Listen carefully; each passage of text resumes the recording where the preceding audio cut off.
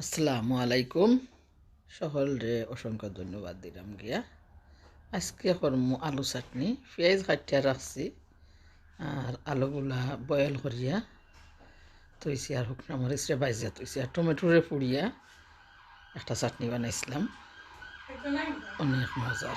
মাঝে মধ্যে বর্তা খাইতে হইয়া জানে কই গিয়া, আজ হঠাৎ জানে কর বর্তা খাইবা লাগে গিয়া, টমেটোর বর্তা লাগে জান করছি গিয়া, টমেটোর বর্তা বানাইছি, আলু বর্তা বানাইছি।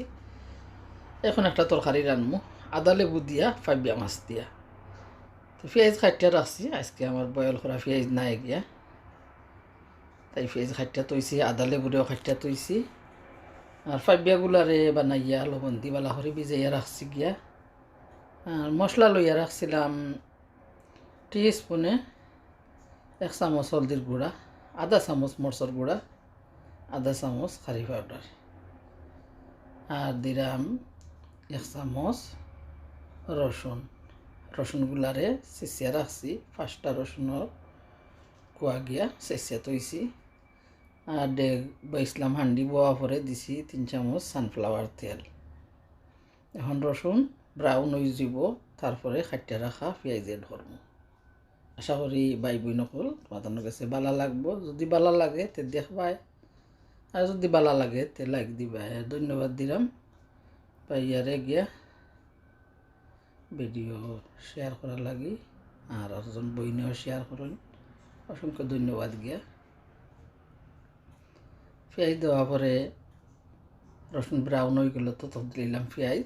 আর পেঁয়াজ দেওয়া পরে গিয়া এখন 1 চামচ লবণ দিছি গিয়া। তো পেঁয়াজ একটা পেঁয়াজ দিছি, খাইটা রাখা পেঁয়াজ তো আমার অনুমান মতো একটা পেঁয়াজ দিছি।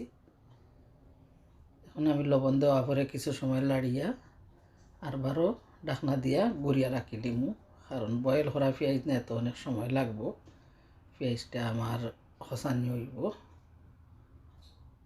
দেখমু এখন দেখলাম আইয়ে গিয়া কতক্ষণ খসানি হয়েছে গিয়া পেঁয়াজ, বাট এখনও হয়েছে না। এখন আমি লাড়িয়া একটু পানি দিমু গিয়া, পেঁয়াজটা আরও কিছু খসানি হইতে হইব, তারপরে আমি মশলা এড করমু গিয়া।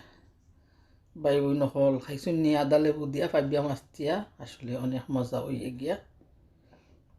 আদা লেবুগুলা এখনও বড় না গিয়া, ছোটো, নতুন মনে হয় বার হয়েছে গিয়া।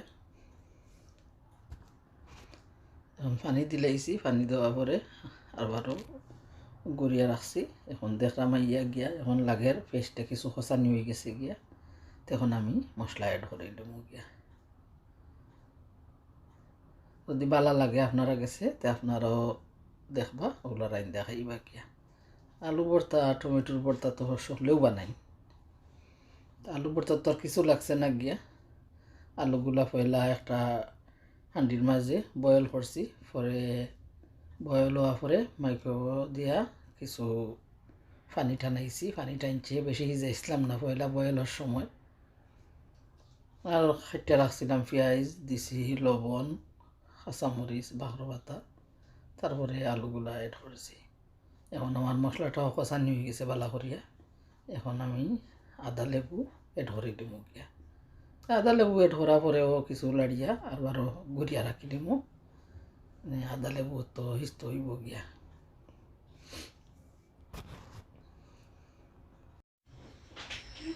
আদা লেবু যে সময় সিজি যাব গিয়া, তারপরে গিয়া একটু পানি দিব, পানি দিয়া কিছু উতরাইয়া পরে আমার ফাইবিয়া মাছ এড করে দিব গিয়া।